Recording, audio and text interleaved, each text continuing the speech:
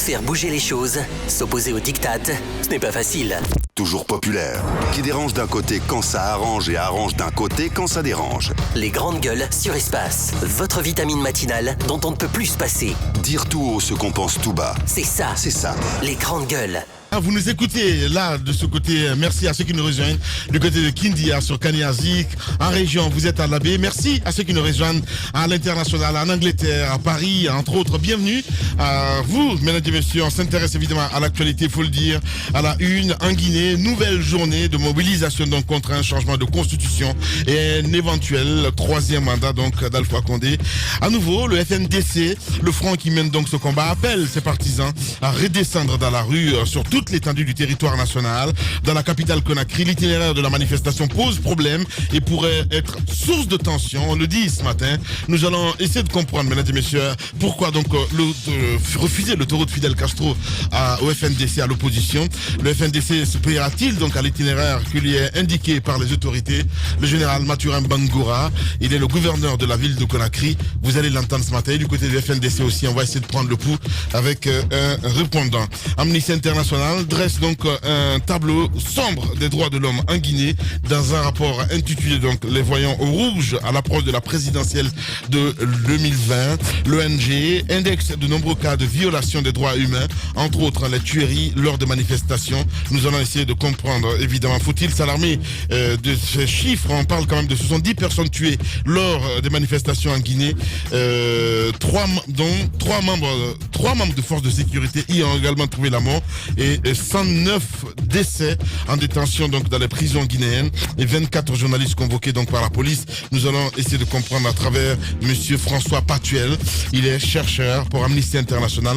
Vous allez l'entendre ce matin dans cette émission. On reviendra sur cette actualité également. Amnistie générale décidée par l'actuel président de la FEGIFOOT en faveur d'anciens dirigeants du comité exécutif sortant. On y revient avec cette question: comment les concernés réagissent-ils à cette mesure? Salif Camara, Super V, ancien président de la Fédération guinéenne de football. Vous allez l'entendre ce matin chez les GG sur Radio Espace Guinée. Quelques réactions des auditeurs sur le 657 39 13 13. Bonjour les grandes gueules. Je suis déçu de Antonio Soiré, qui n'a qu'à s'occuper de son Guinée Games, qui laisse le football. C'est Gabi du côté des Zéricori qui nous envoie ce message. Bonjour Lamine. Bonjour Lamine. Bonjour à toute l'équipe. Antonio a gracié ces gens et la justice, c'est où il pose la question. Bonjour les GG, Habib Diallo depuis Corbet-le-Louma. Je suis entièrement d'accord avec Mohamed Mara. Je pense qu'il est en train de suivre l'émission d'hier. Voilà, je ne sais pas où exactement. Tous les problèmes de la Guinée sont provoqués donc par le président Alpha avant de prendre le pouvoir et après prise. Je pense que ce n'est pas du tout le bon. C'était hier ça. Nous sommes le 14 aujourd'hui, mon cher prince. Donc la capture n'est pas réelle. Allez, on va rester dans le sillage avec ces auditeurs sur le 657 39 13 13. Bonjour les GG, bonjour à toute l'équipe. Après donc les explications de monsieur Camara, je pense que la radio continentale est prise en flagrant délit de fraude. Je voudrais signaler que la présence d'un huissier de justice prouve à suffisance que c'est une transparence car les huissiers sont assermentés. C'est Mohamed Douti Condé qui nous envoie ce message. Bonjour les GG. Dans son objectif de faire taire toute forme de critique et contestation, le pouvoir d'Alpha Condé n'épargne personne. La presse est particulièrement visée. Les médias comme Continental et Espace qui contribuent à l'éveil de conscience dans notre pays seront étiquetés médias d'opposition. Soyez-en fiers. C'est Mori Yakaba qui nous envoie ce message. On va essayer de partir dans un instant sur le terrain, de joindre le gouverneur de la ville de Conakry qui va intervenir. Donc bonjour les GG. Cet acharnement contre le groupe Continental prouve à suffisance combien la liberté d'expression est en train d'être piétinée dans notre pays. Quoi qu'il arrive, qu'il soit courageux. On vous félicite pour tout le travail patriote des GG. Youssef le Constant Diallo qui nous envoie ce message. On reste avec Afamoussama Kadiabi aussi, fidèle de chez Fidèle dans cette émission. Bonjour les GG, bonjour à toute l'équipe. Le FNDC doit savoir qu'on vit dans un état avec une seule autorité publique en Guinée. Leur volonté d'installer la pagaille partout, à tout moment, ne marchera pas. Ils doivent se plier donc au trajet indiqué. Bonne journée depuis Lola, où ils nous écoutent là sur 99 à modulation de fréquence. Lamine, tu es à Moulin-Fait ce matin. C'est pas possible. Allez, on va continuer. Pourquoi tu rigoles? Non, je rigole parce que je l'ai su ce matin. Dès que je vous ai vu, j'ai su qu'Amour l'a fait. J'ai su qu'Amour l'a fait parce que... Et Moussa Hiro est à la manette ce matin. Avec son foulard. Voilà, c'est équilibré. Dans ce pays, on a compris la position de chacun maintenant. N'importe Oui, quoi. on a compris la Les gars, position. soyez Moi, sérieux. Il est en bleu. Et lui qui forme en bleu. Il est en bleu. Et on sait à quoi ça ramène. Mais quand même. Amine, je veux juste préciser quelque chose. Ça va être terrible. Vous savez, quelquefois, ce métier me plaît. Il y a des jours où je suis acclamé de l'autre côté, Ouais. et un autre jour, c'est le côté qui m'avait acclamé qui me descend, Ouais. et l'autre côté me dit mais on t'apprécie bien quand même. Ouais. Et du coup, il arrive rarement que les deux côtés m'attaquent. Donc je me rends compte que lorsque mon langage n'est pas le même que le langage qu'utilise un politique, je me sens fier, je me sens bien. Je veux juste apporter quelques précisions à la mine par rapport Excuse-moi, à... on essaie de joindre le gouverneur de la ville de Conakry. Donc s'il nous regarde à la télé ou s'il nous écoute à la radio, il veut bien vouloir décrocher son téléphone, le gouverneur Mathurin. Les dispositions sur la liberté de la presse. Il y a des articles qui m'interpellent. Ouais. J'aimerais juste poser la question par rapport... Est-ce que vous avez interpellé Amara dans cette histoire-là? C'est vrai que c'est le directeur, Ouais. le directeur des services de diffusion qui est concerné. Ouais. Et là-dessus, on l'a écouté tout à l'heure. Et précédemment, lorsqu'on a abordé, lorsque l'affaire a éclaté, lorsque cette découverte a eu lieu, lorsqu'on en a été informé, nous avons fait un sujet là-dessus qui avait été développé par Mafoudi Abangoura dans cette émission. Et si ma mémoire ne me trahit pas, à l'époque également, ce monsieur avait pris la parole sur nos antennes. Je pense que c'est le plus concerné, le plus Habilité à parler. Voilà, le plus habilité à nous expliquer tout cela techniquement. C'est vrai que le ministre, il est sujet de beaucoup d'accusations, notamment de la part de nos confrères de Continental FM. Ce serait important aujourd'hui qu'ils prennent la parole pour essayer de se défendre et se laver de ces accusations éventuellement. Mais surtout la hack. Ouais. Attention. Ouais. Moi, je pense que l'État, on peut trouver que l'État est excessif. Mais je trouve que la hack doit pouvoir jouer son rôle de régulateur. J'ai simplement l'impression que cette institution est devenue plutôt une sorte de censeur. Elle est plus prompte à frapper qu'à réguler en réalité. Réguler, c'est pas simplement d'un niveau, d'un pic pour revenir à la normale, mais c'est aussi prendre en deçà pour ramener à un niveau. Mais il y a beaucoup de déficiences à ce niveau-là. Je vous ai donné ma position sur ce sujet ici. Il aurait fallu quand même séparer deux choses bien distinctes. Ouais. Il y a des émetteurs qui ont été installés frauduleusement là, sur des installations d'État. Mon problème, que ce soit la RTG ou pas, c'est pas ça mon problème, mais sur des installations d'État. Ça aurait même pu être des installations privées, donc appartenant à une autre personne. Ces émetteurs-là auraient pu se retrouver du côté de l'émetteur de Radio Espace à Coloma. Donc le problème, il aurait été entier. Mais qu'est-ce qu'il aurait fallu faire? Parce que moi, la question que je me pose, est-ce qu'ils sont frappés de cette manière-là parce que les installations, plutôt les équipements se sont retrouvés au niveau de la radiodiffusion télévision nationale, ou bien c'est parce que simplement c'est un délit qui a été constaté? Si c'était au niveau des antennes de Radio Espace, Adafo aurait porté plainte. Quelle aurait été la procédure? Dans cette affaire, ça relèverait d'ailleurs du droit privé. Et la RTG étant une entité juridique à part entière, ayant une personnalité juridique, il y a une fraude qui est constatée. Moi, je pense qu'on aurait dû plutôt porter plainte contre le groupe Continental, tout simplement, porter plainte après enquête contre les personnes qui sont incriminées, et puis de l'autre côté, à la limite, la RPT qui loue, si vous voulez, qui loue les fréquences, aurait pu en ce moment-là se saisir de la fréquence en attendant que toute la lumière soit faite. Elle aurait pu saisir les équipements et saisir la fréquence. Mais ce n'est pas parce que c'est l'État que l'État doit briser. Et de l'autre côté, à mon avis, la HAC n'a pas fait preuve de discernement. Retirer une licence. J'ai dit ici quelque chose le premier jour. On a oublié un fait. Il s'agit là d'abord d'une entreprise privée. Avant d'être presse ou organe de presse, c'est d'abord une entreprise. On ne ferme pas de manière aussi banale une entreprise dans un pays. Vous encouragez les gens à investir, vous encouragez les étrangers à venir investir dans votre pays et vous ne savez pas protéger vos propres nationaux qui prennent des risques pour mettre leur argent. Mais aujourd'hui, qu'est-ce qui va se passer? C'est que c'est quand même des centaines de gens qui vont se retrouver à la touche, peut-être en chômage technique, en attendant que l'entreprise ne redémarre. Bien. Donc, je pense qu'il y a eu un excès quand même dans cette affaire. Bien. Ils sont allés trop vite. Et pendant ce temps, peut-être ce qui leur reste à Continental, c'est d'attaquer la décision de la HAC devant, devant la Cour suprême. Et puis on verra ce qui va se passer. Allez-y, oui, mais Moussa. ça traîne. Je trouve ça traîne. Oui, Moussa Ben Mohamed. Voilà. On est dans Guinée là. Allez-y. Sur la liberté de la presse, il y a des dispositions relatives au contrôle. L'article 39 dit que la haute autorité de la communication exerce à l'égard des médias du service public privé et communautaire un droit de contrôle général. Le paragraphe qui suit dit le contrôle des installations techniques est assuré par les ministères en charge des télécommunications. Donc je m'en mis. Exactement. Et le concessionnaire s'engage à fournir tout document permettant le contrôle si la demande lui en est faite. Donc, la haute autorité de la communication peut, lorsque les dispositions de la loi en matière ne sont pas respectées, prendre les mesures suivantes. Et les mesures sont citées: avertissement, mise en demeure, suspension, retrait définitif, qui intervient plus tard. Ouais. Donc, elle existe un contrôle lié à la communication. Mais la communication, c'est le contenu des messages de la profession même. Ouais. Mais ce n'est pas tout ce qui est lié aux équipements et autres. Je pense qu'on aurait pu voir ça du côté du ministère des télécommunications. Il faudrait, encore une fois, l'invite de Tamba est la bienvenue. La HAC a besoin d'expliquer sur quelles dispositions légales elle s'est basée, parce que ces articles-là ne lui donnent pas le droit d'interpeller la radio continentale, parce qu'il s'agit quand même d'une affaire relative aux équipements, donc aux équipements techniques de cette radio. Ouais.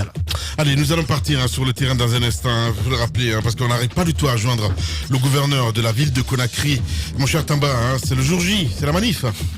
Ah oui, finalement, c'est la manifestation qui a longtemps été annoncée par le FNDC, le Front National pour la Défense de la Constitution. Je crois que c'est une des troisièmes qui sont attendues pour être grandiose. Ouais. Et d'une manière ou d'une autre acceptée, encadrée par les autorités. Toutefois, on est revenu déjà suffisamment sur un certain nombre d'éléments qui ont trait à la loi, mais également à la décision qui va derrière. Premièrement, sur les délais, Mohamed Mara pourra certainement revenir là-dessus, mais on a abordé ce sujet hier. Sur les 48 heures requises, on avait déjà noté un retard de réponse de la part de l'autorité, ce qui, de manière tacite, donnait l'autorisation au FNDC de pouvoir manifester sur l'itinéraire qui avait été soumis lors de l'information de l'autorité, à savoir que la marche puisse partir comment ça s'appelle, de l'aéroport jusqu'au Palais du Peuple, donc en suivant la voie de l'autoroute. Ouais. Alors, mais tard donc, c'est finalement autour de la 72e heure, c'est-à-dire 3 jours après, que l'on a obtenu cette réaction de l'État guinéen. On a vu la mairie de Matoto, avec TOS, qui est donc intervenu. Et d'ailleurs, sur les questions de mairie, on reviendra là-dessus tout à Voilà, l'heure, on va essayer après de le partir gouverneur. sur le terrain, mon cher Tamba. Nous avons Bilo en direct. Les grandes gueules. Alors, c'est Bilo Ba, c'est ça. Mamadou Bon, Bilo bonjour. Bonjour Biloba. Bonjour mon cher Aboubakar. Bienvenue dans les grandes gueules. Vous êtes le chargé des opérations par intérim de FNDC. Alors la question aujourd'hui, parce qu'il faut le rappeler, vous appelez le FNDC à une nouvelle mobilisation contre le projet de changement de constitution et éventuellement un troisième mandat pour M. Alpha Condé. Et la question porte sur l'itinéraire. Vous avez adressé des lettres d'information aux différentes mairies concernées avec un itinéraire indiqué. Et ce n'est qu'hier que une réponse vous a été adressée avec un autre trajet donc qui a été décidé par les municipalités concernées, mais aussi par le gouvernorat qui s'est fendu d'un communiqué le soir. La question, qu'est-ce que vous allez faire? Est-ce que vous allez vous plier à l'itinéraire, au trajet qui vous a été indiqué, qui a été décidé par les autorités? Aboubakar Diallo, merci pour ta question. Je rappelle que nous sommes un front pour la défense de la Constitution dans ce pays. Le droit de manifester est un droit constitutionnel consacré par l'article 10 de notre Constitution.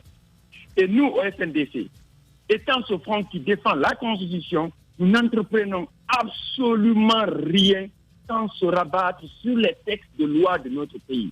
Et comme vous l'avez si bien rappelé, nous avons pris le soin, au lendemain de notre manifestation, c'est-à-dire le jeudi, nous avons pris le soin, le vendredi matin, de déposer des courriers à toutes les mairies concernées par l'itinéraire prévu par le Front National pour la défense de la Constitution.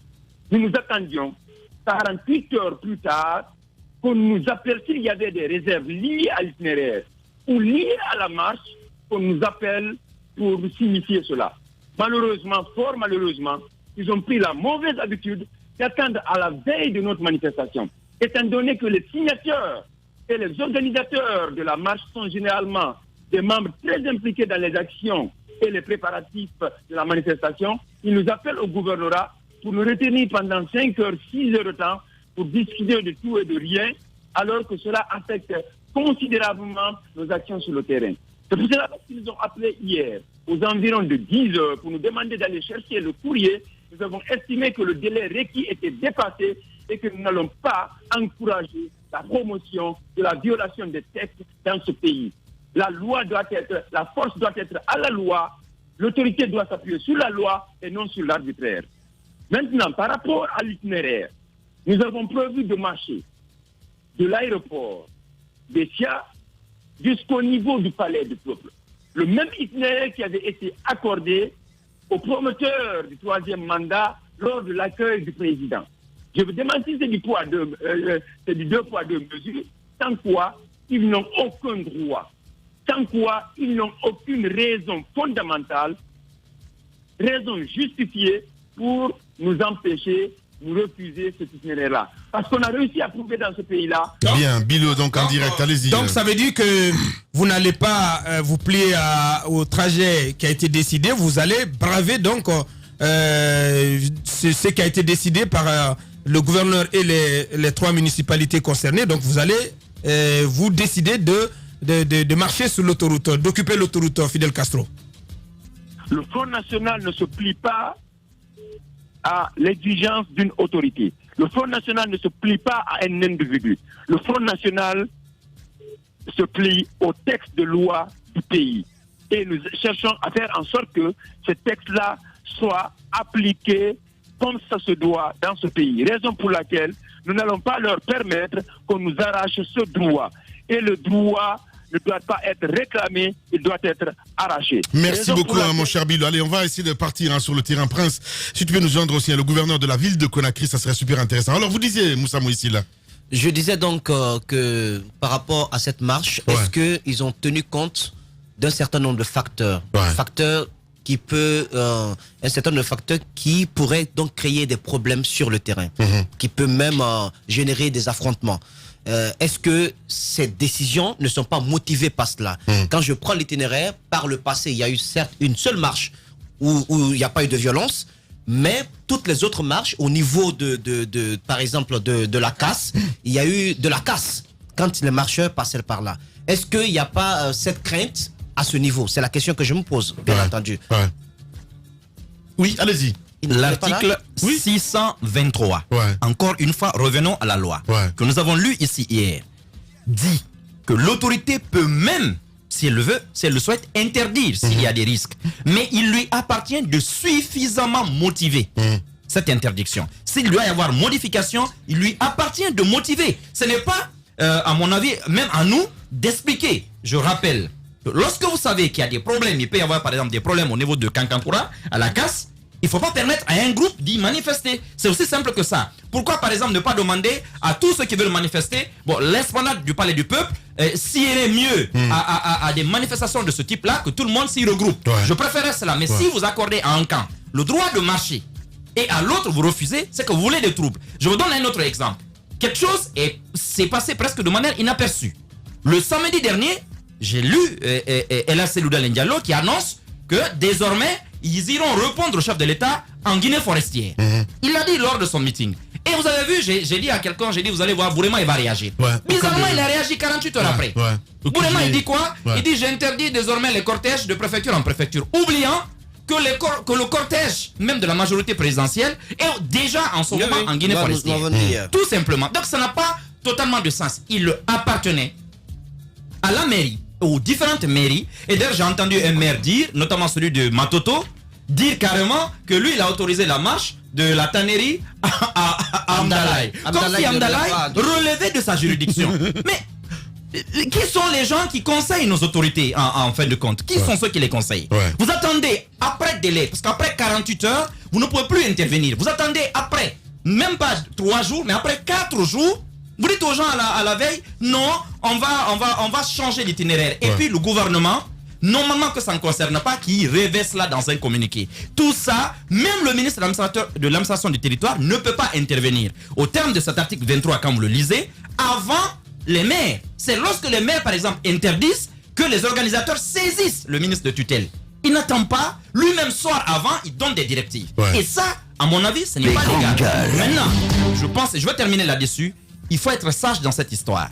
Je pense que les 3 dernières marches de la mouvance et de FNDC nous ont laissé plutôt une bonne impression qu'il était possible chez nous de manifester, de dire je suis pour ou je suis contre, sans violence. On était déjà en train de rentrer dans une sorte de normalité. Alors que Bourema et ses préfets et interviennent de cette manière à la dernière minute, moi je crains pour la stabilité. Merci beaucoup Mohamed Diamara. Allez, on va poursuivre, Madame Yoro, allez-y. Alors moi, ce qui me sidère parfois dans ce pays, c'est le fait qu'on laisse, comme je le dis, le plus souvent, les faucons l'emporter sur les colombes. Parce que je me dis que, comme Mara l'a dit, on a eu quand même l'opportunité d'assister à des manifestations sans heurts. On a eu l'opportunité de voir des services de sécurité encadrés et même des citoyens prendre, comme on appelle, la responsabilité sur eux-mêmes de donner la chance à d'autres qui ne sont pas concernés par la manifestation, suivre vaquer à leurs occupations comme si de rien n'était. Je voudrais qu'à un moment donné qu'on puisse savoir raison garder dans ce pays, qu'on sache qu'on est là en tant que Guinéens ensemble, qu'il faut qu'on se donne la main, qu'on puisse se comprendre, qu'on ne laisse pas ce pays s'enfoncer à chaque fois avec, par exemple, les résultats d'Amnesty International sur les questions des droits de l'homme qu'on a vu hier. Parce qu'on a vu, il a fallu que le président dise dans la soirée du 14 que les manifestations sont un droit constitutionnel dans notre pays pour que les autres reviennent là-dessus et laissent les gens manifester librement. Pourquoi aujourd'hui on veut revenir là-dessus pour nous dire que non, un camp a le droit de manifester ici, mais l'autre camp n'a pas le droit de le faire? Parce que vous avez vu à un moment donné un ministre de la République, notamment Gassama Diaby, qui s'est impliqué ici pour que tout se passe bien. Sur l'autoroute même, il est venu sur le terrain. Il a fait en sorte que tout s'est parfaitement bien passé. Il a fait en sorte que tout s'est parfaitement bien passé. Pourquoi vous ne voulez pas, les gens ne veulent pas faire en sorte que les choses se passent bien dans ce pays? Parce que, imaginez, les gens, ils vont dire que non, ils ne vont pas passer. Les autres, ils vont pouvoir le faire, en fait. Et imaginez les conséquences qui vont en découler. C'est ce qu'on ne souhaite pas pour ce pays. À un moment donné, il faut que les gens sachent qu'on a besoin d'autres images, qu'on n'ait pas les mêmes images dans ce pays, des images d'affrontement. On a eu 3 manifestations, 2 du FNDC et une manifestation de la mouvance présidentielle qui se sont parfaitement bien déroulées. Pourquoi on ne veut pas la bonne image? On veut toujours nous ramener des images macabres, des images... On a pris la décision, par exemple, d'enlever, de révoquer le ministre de la Sécurité. Parce que justement, il y a eu des erreurs, il y a eu des dérapages, il y a eu une attaque d'un cortège funèbre dans ce pays. Mais en fait, on envoie une bonne image, après on renvoie une autre, qui est tout le contraire du message qu'on veut véhiculer. Qu'est-ce qu'on veut à la fin? Merci pour la Guinée. Allez-y, Tamba. Alors, il est établi, je pense qu'il n'y a pas de débat autour de cela, il est établi que le pouvoir a failli sur la gestion de cette situation. C'est établi. Sur les délais. Et comme par magie ce matin, personne ne veut parler. Le gouverneur ne veut pas parler. Sur les délais, les 48 heures sont passées, ils sont révolus. Alors, ils n'ont pas réagi à ce moment-là. Sur l'itinéraire, on a suivi cette incongruité. Un maire qui dit, écoutez, je change l'itinéraire, et qui s'attribue même le pouvoir d'indiquer l'itinéraire à l'intérieur d'une commune sur laquelle il n'est pas préposé. Ça aussi, c'est assez absurde. Moi, rien ne m'étonne dans tout cas du maire de Matoto. Du côté de Kindia. Rien ne m'étonne de lui, honnêtement parlant quoi. Donc, il faut voir les fondements en fait, honnêtement, je vais pas aller plus loin. Allez-y, vas-y mon grand. Donc, du côté de Kindia, c'est plus ou moins la même chose. Là-bas, le maire, il interdit catégoriquement. Il n'y a pas de manifestation. Quand c'est pire. Il prend la décision de... Il faut rajouter sur le cas du maire. Il faut arrêter vos propos vis-à-vis du chef de l'État. Non, il n'y a pas que ça. Il faut qu'ils changent leur façon. Il n'y a pas que ça. Il faut qu'ils changent leur façon de parler au président de la République. En plus, ils disent que lundi, c'est un jour de travail. Je voudrais pour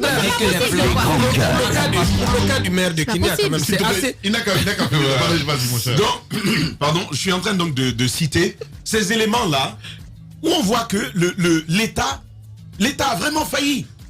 Et ça, il faut le lui dire. On l'a dit hier, on le redit aujourd'hui. Certainement demain encore, on le dira. Et d'ailleurs, je disais hier que cette habitude de provoquer la paix, de la détruire, je ne la comprends pas. La situation, elle est normale. Il semble qu'on n'en ait pas besoin. On n'aime pas la calmie. On va toujours créer la situation qui va tendre les nerfs. Mais moi, et je vais vous surprendre là-dessus, moi, à la place du FNDC, aujourd'hui, là, j'aurais accepté l'itinéraire qu'on me proposait. Moi, c'est ce que j'aurais fait. Je serais parti de l'aéroport et j'aurais suivi cet autre itinéraire jusqu'à prochainement. Vous savez pourquoi? Vous savez, j'aime à le dire souvent, sourire à son ennemi n'est pas mettre fin au combat. Du tout. Vous avez il y a l'objectif. Le but, il est derrière. C'est celui d'empêcher l'avènement d'une nouvelle constitution au bénéfice d'un petit groupe. Voici l'objectif. On peut bien exprimer cela, on peut bien exprimer ce désaccord. Surtout, Lamine Guirassy, surtout qu'aujourd'hui, il y a quand même une série de médiateurs qui sont en Guinée. C'est une belle occasion de mobilisation. Et je pense qu'on peut réussir une telle mobilisation en partant de l'aéroport jusqu'au niveau du stade du 28 Merci beaucoup, Thomas. septembre. Non, je vais terminer, si tu permets. Les grandes gueules. Je vais terminer ça. Vas-y. Donc, on peut réussir une telle mobilisation jusqu'au stade du 28 septembre en acceptant l'itinéraire qui a été proposé. Et je vais le redire encore une fois. C'est la question que je voulais poser à Billo. C'est vrai, vous avez raison. Moi, je suis d'accord avec eux. Quelle que soit la décision qu'ils prendront là-dessus, je trouve qu'ils sont conformes à la loi. Mais encore une fois, l'intelligence que l'on évoquait dans l'application de la loi, dans la jouissance même de la loi, il faut le prendre en compte. Il y a plusieurs moments où il y a eu des accrochages du côté de la casse. Est-ce qu'il n'y a pas de risque? Bien. Ou s'il y a un risque, encore une fois, je pense, il faut accepter cette démarche en attendant, bien entendu, la prochaine fois. Merci beaucoup, Tamba. Allez-y. La loi est du côté du FNDC en ce qui concerne ce changement tardif d'itinéraire. D'accord. Il faudrait, au-delà de tout, même si l'autoroute était autorisée, même s'il était permis au FNDC de passer par la casse, la casse et continuer jusqu'au palais du peuple, même si tout cela était autorisé, il faut que l'État comprenne, il faut que le gouvernement comprenne que ce n'est pas son avantage. Ce pays a une économie sous perfusion. Nous vivons au jour le jour. Toute manifestation, qu'elle soit pacifique ou violente, elle a presque les mêmes conséquences sur l'économie nationale. La psychose fait que les gens ne sortent pas de chez eux. La psychose fait que ceux qui doivent même ouvrir la banque, ceux qui doivent ouvrir le commerce ne le font pas. Vous avez une économie pareille qui est chancelante et vous pensez que c'est un regain de démocratie que de permettre tout le temps à vos opposants de manifester alors que vous avez la possibilité, de par le pouvoir que le peuple vous a conféré, vous avez la possibilité de mettre fin à toute cette histoire. Il faut que le chef de l'État prenne ses responsabilités. Il faut qu'il mette fin à cette histoire.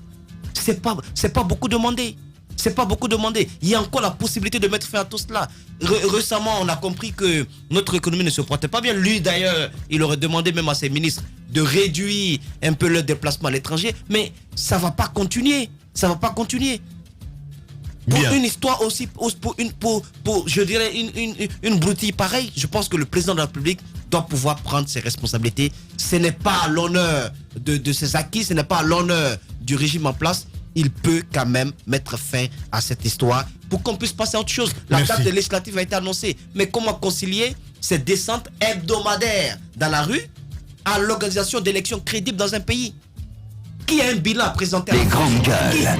On va demander à Célou Assidia de présenter leur bilan. Allez-y, Abaka Diallo. Non, mais ce que je voulais dire très rapidement, c'est qu'on ne peut pas continuellement confiner le FNDC sur un seul itinéraire, pratiquement. Parce que le constat est que les précédentes manifestations ont eu lieu pratiquement sur le même itinéraire. Le léger changement qui est à noter, c'est que aujourd'hui, ça devrait partir du rond-point de l'aéroport.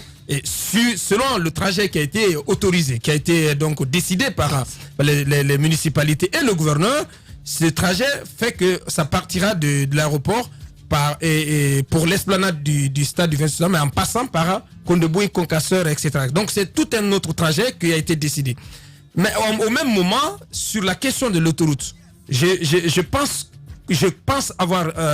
crois avoir appris que ce qui a été décidé pour le moment, c'est que aucune des deux parties ne sera autorisée à occuper l'autoroute. Ce qui s'est passé dans le cas de la réception du chef de l'État, il s'agit bien entendu des arguments que j'entends dans les couloirs du pouvoir, mais aussi de la mouvance, c'est que il s'agissait bien entendu et particulièrement du chef de l'État. Donc de la réception du chef de l'État qui est différente, donc qui est une institution qui est... attendez quand même qu'on explique. Allez-y, avocat. Allez. La normale s'impose en norme. Le sens n'est plus sens. L'intelligence décriée et la médiocrité célébrée. Brisons cette inversion des valeurs. Bienvenue chez les grandes gueules de Radio Espace Guinée, en ondes depuis plus de 7 ans en Guinée.